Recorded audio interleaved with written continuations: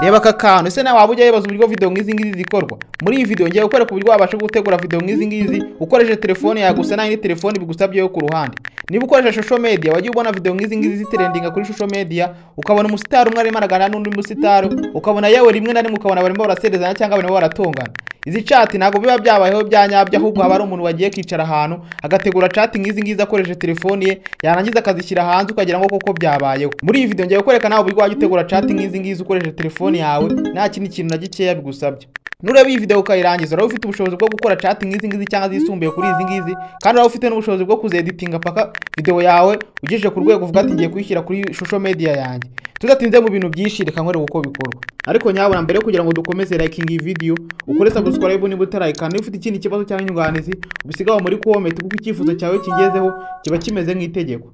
Rero kugira ngo bikore nta kintu usabwa byibura ko ufite telefone yawe. Ikindi kintu usabwa ko ufite ni internet muri telefone yawe ndabara megabyte. Ikindi usabwa ko ufite amafoto y'umuntu ushaka gukora chat. Nk'urugero ushobora kuba wenda ugiye kwifashisha yenda abasitari runaka yenda bari kuganira, yenda nk'urugero reka afate yenda nka Aisha yenda na Kakajwi. Ikintu ubanza gushaka amafoto uri buze gukoresha muri izo chat. Urabona zino chat uruhande rumwe aba hari ifoto y'umuntu umwe, n'indi chat hariho ifoto y'undi muntu bari kuganira. Rero ibyo umaze kubigira muri telefone yawe nta kintu uhita ukora, ufungura Google Play Store yawe cyangwa App Store bitewe na telefone ukoresha, urayifungura. Ngiye ni Play Store yanjye na Android, ndayifungura Play Store yanjye.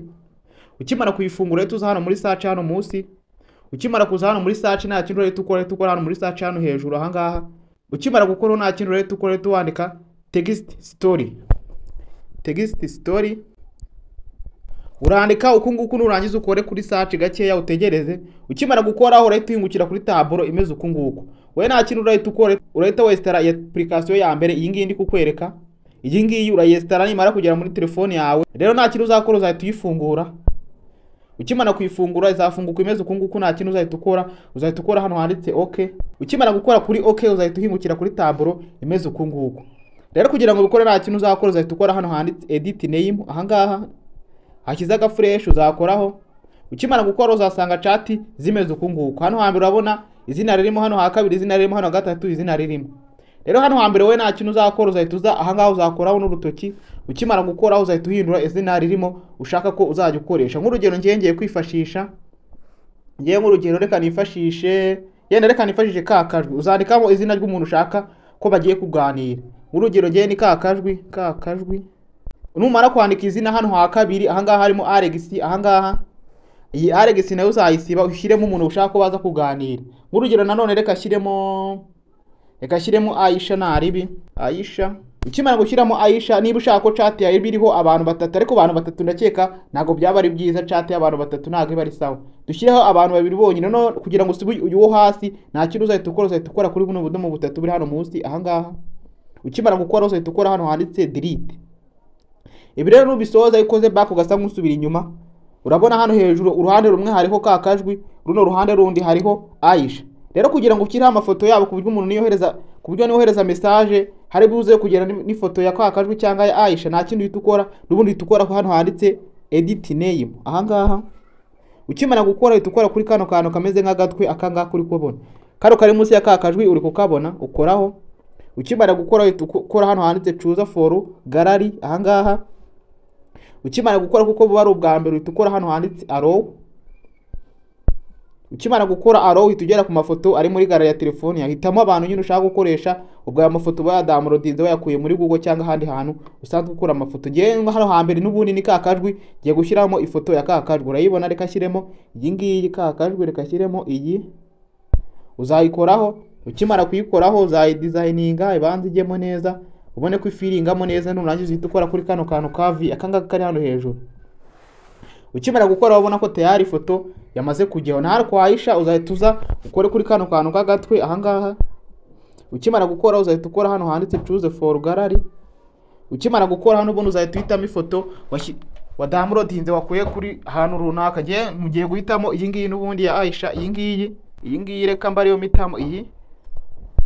Ukimara kuyitamo n'ubundi uzayishyiramo neza ku buryo nyine ifoto yaza kuba igaragara fresh, ubona ko umuntu aza kuba agaragara. Nk'ubu urabona nyishyizemo neza. Numara kuyishyiramo nta kintu uzahita ukora kuri kano kantu kavi. Ukimara kugakora urabona ko chat yacu hariho n'amafoto. Urabona dukoze back, dukoze kuri kano kantu ko gusubira inyuma. urabona ukuntu bimeze noneho rero kugira ngo wandike nta kindi uhita ukora kwandika noneho za message ushaka kwandika. Iyo ugiye kwandika ku muntu umukoraho nk'urugero ukoze kuri ka kajwi nk'uko nkozeho, iyo wanditse message iba ari ya ka kajwi. Noneho iyo ukoze ahangaha kuri Aisha iyo message nanone iba ari Aisha. Nk'urugero tugiye gutangira ka kajwi yandika, tugiye kwandika. Icyo usabwa no kubana nanjye 5x5 kugeza video yawe uyitunganyije ikagera muri telefone yawe uburyo ushobora kuya-uploadinga kuri social media zawe zigiye zitandukanye. Icyo usabwa no kubana nanjye niba ugeze kuri uyu munota kora subscribe. Rero kugira ngo wandike nta kintu urakora uhita ukora hano handitse message ahangaha. Ukimara gukora hano handitse message yenda nk'urugero reka nandike hi hello, urandika nk'uko nguko ukahita ukora kuri kano kantu ko kohereza nk'ubundi nka chat bisanzwe ukoraho. Iyo umaze gukora ubona ko kakajwi yanditse, noneho nta kindi uhita ukora. Iyo ushaka ko Aisha ihita asubiza yenda cyangwa undi muntu wahisemo uhita ukora kuri n'ubundi kuri Aisha, uhita ukora ku izina rye ugakoraho, yenda ukahita nawe wandika yenda ngo here hi hello, nanone ukahita wohereza kuri kano kantu kari munsi ya kakajwi uri kukabona kano ko kohereza uhita ukoraho.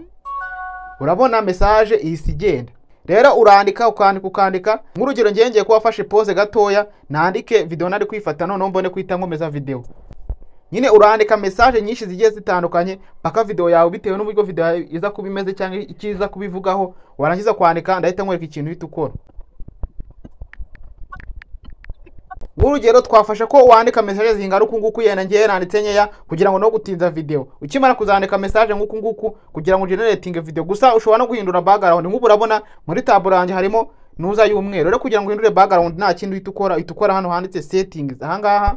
Ukimara gukora kuri settings uhita ukora hano hambere ahangaha ndi gushyira gafresh ahangaha yukozeho hano tayari. Urabona ko muri screen yacu ahise hahinduka umukara. Iyo umaze guhindura nk'umukara ushobora kuba ushaka ko bisa umukara cyangwa ibisa umweru bitewe n'icyo ushaka, ariko reka nyigumishe mu mukara nari. Ukimara kuyishyira mu mukara n'ubundi uhita ukora baho ugasubira inyuma. Iyo wamaze kwandika amagambo yawe wifuza yose ushaka, ushobora kwibeshya ukandika yenda nk'ijambo ukabona nibihura neza n'ukuntu video yawe bimeze cyangwa ibiryoshye. Iyo ushaka yenda ngo kweditinga cyangwa gusiba uhita ukora kuri kano kantu kanditse edit story ahangaha edit.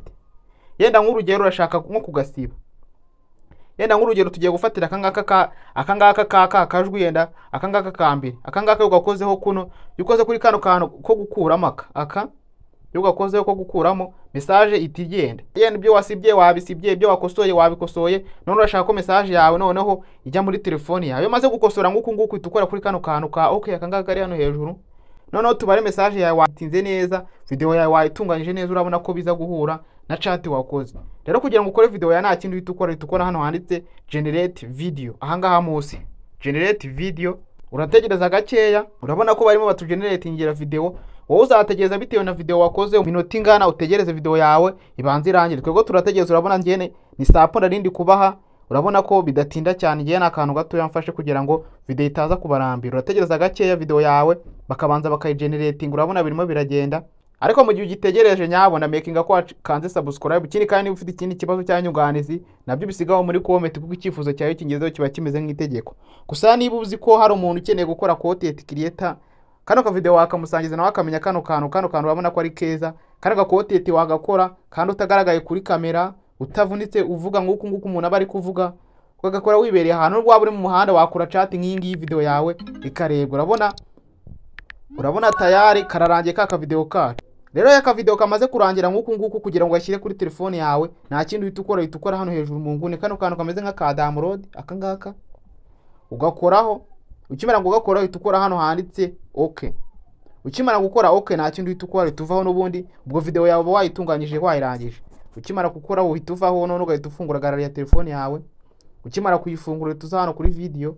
Ukimara kuza kuri video urabona ko tayari ya video yacu yayisiza. Urabona arimo arandika, urabona ka akajwi aratangira yandika ntuza kamusubiza Aisha. Urabona ko bino bintu ari byiza cyane. None ngiye gukora ku buryo wahita ukadesigninga bitewe nawe ugiye kugashyira. Niba ugiye kugashyira kuri YouTube cyangwa kuri TikTok ku buryo wahita ukagira neza fresh, ku buryo umuntu wareba video yawe yabona video yawe imeze neza kandi iryoshye kandi yakishimira kuyibona. Rero kugira ngo uyidesigninge neza ku buryo niba ari YouTube ubone ko ifite formula ya YouTube nta kindi uhita ukora, ubwo uhita uva kuri gallery ya telefone yawe. Ukimara kuvaho nta kindi uhita ukora. Ngiye nk'urugero ngiye gukoresha InShoot application editing InShoot ngiyi. Wowe sinzi application ukoresha we editing, ariko ngiye nkoresha InShoot kuko ni application nziza kandi filter zayo nyinshi ziba ari for free. Urayifungura ukimara kuyifungura uhita ukora hano kuri video, ukimara gukora kuri video uhita ukora hano kuri newa, ukimara gukora uhita ushyiramo ka video kawe n'ubundi kaka video kawe uhita ugashyiramo, dore ngaka kano ka mbere uhita ukavivura, ukahita uvivura kano kantu ka hano munsi, ukimara kukavivura uhita ugera muri nuza muri InShot imwe imbere, kugira ngo rero ukomeze nta kintu uhita ukora kuri kano kantu k'akawatermark kangaka kari hano munsi. Niba ukoresha InShot urabizi neza ko kaba kari uhita ukora, ukimara gukora uhita ukora hano handitse free remove, ukoraho ugategereza akanya gatoya. Ukimara gutegereza urabona ko ya watermark yavuye. Rero kugira ngo uyishyire size bitewe naho ushaka kuyishyira uhita ukora hano handitse canvas ahangaha. Ukimara gukoraho, niba ari TikTok urabona TikTok ifite 9 kuri 16 iri kuri TikTok, aho ushaka gushyira kuri YouTube yenda ni video ushaka gushyira kuri YouTube ukahita ushyira hano kuri 16 ku 9 ahangaha. Urabona yishyize kuri 16 ku 9, urabona chat yawe ukuntu ibigaragara. Ubundi video zijya kuri YouTube ni 16 ku 9. Waba ushaka kuyishyira kuri Instagram ukahita ushyira hano kuri 4 kuri 5 ahangaha, bitewe naho ushaka kuyishyira nyine wo urayidesigninga bitewe n'ahantu ushaka kuyishyira. Ngenda nk'urugero reka ngiye fatire ko ari nko kuri TikTok, uhita ushyira hano warangiza ukahita uvivura kano kantu.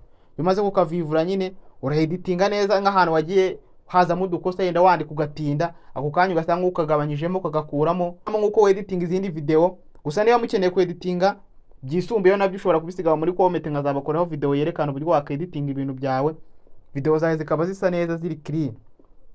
Rero maze kubisoza nta kindi uhita ukora hano hejuru ukahita usavinga video yawe muri telefone yawe, warangiza ukahita uyauploadinga kuri social media zawe. Rero no kunguko wakoreye ama video urabona ko ari ibintu byoroshye, kandi urabona ko kano gakoti tugakoze kabara gakoti keza bafite nk'Imana yo gusetsa, wajya wandika amagambo asekeje abantu, umuntu akaba yareba agaseka kandi bikakugirira umusaruro. Nibwo akantu kagufashije bimbwira muri comment. Ikindi kandi niba ukeneye gukora thumbnail, urabona dukoze video ariko nta thumbnail ifite. Niba ukeneye gukora thumbnail ukaba utazi uburyo wakora thumbnail nziza ibereye ku buryo umuntu azajya areba video yakahita abona wanira kuri umuntu, bisigaho muri comment video ikurikira ingi nzahite mbereka ku buryo wakora thumbnail. Niba ufite ikindi kibazo cyanyunganizo bisigaho muri comment, ibyifuzo byanyu bibari nk'itegeko kuri njyewe. Ciao duhure muri video ikurikira ingi. Ndasubiza ikibazo wambajije muri comment, gusa nibarwe gukora subscribe.